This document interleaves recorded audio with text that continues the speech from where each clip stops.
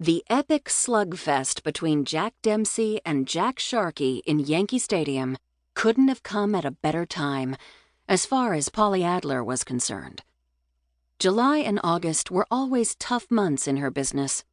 Really, in every branch of Broadway's billion-dollar beauty trust. Action on the main stem was slow during the dog days of summer, in this age before air conditioning. The big money men of Wall Street and Midtown decamped to Europe with their wives, or to country homes on Long Island, Westchester, or the Jersey Shore. The high-stakes gamblers and racketeers, who were Polly's most loyal customers, hightailed it to Saratoga Springs for a blissful month at the racetrack.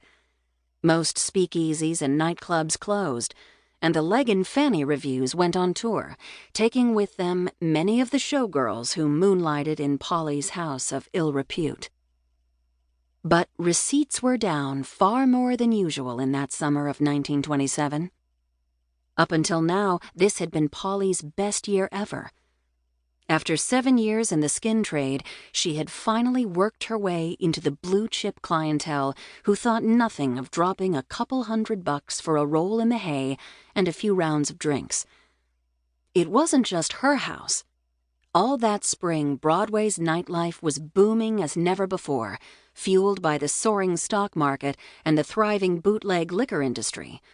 The big street seemed gripped by a feverish, almost hysterical atmosphere of debauchery, with more shows, more nudity, and more cash changing hands than in any season in memory. By July, however, the money river mysteriously seemed to dry up. One by one, the after-dark palaces of joy, as the Morning Telegraph dubbed them, were closing their unmarked doors for lack of business. Perhaps it was the spiraling prices in the nightclubs.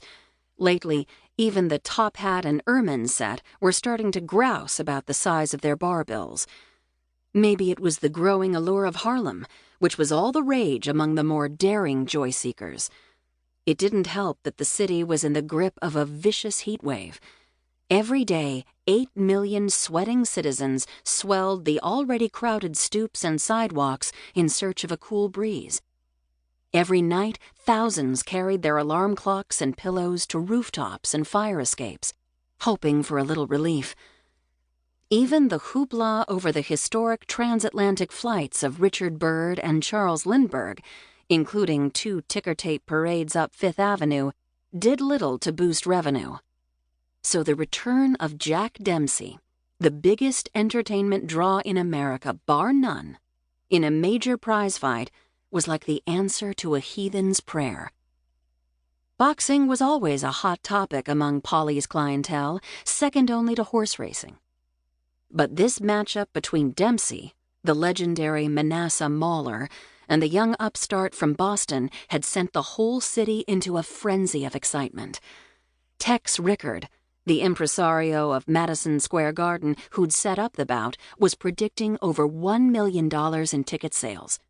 Newspaper coverage of the event was feverish, with more than 500 reporters and photographers planning to be in attendance, and more than 1 million words in print before the first bell rang. This was Dempsey's last shot at a comeback, and every high roller who could get his hands on a ticket planned to be there to see it. Everyone in the underworld hospitality industry, the bootleggers, bookmakers, nightclub managers, crap game runners, gold diggers, and prostitutes, was eagerly anticipating the arrival of so many fresh bankrolls eager to be plucked.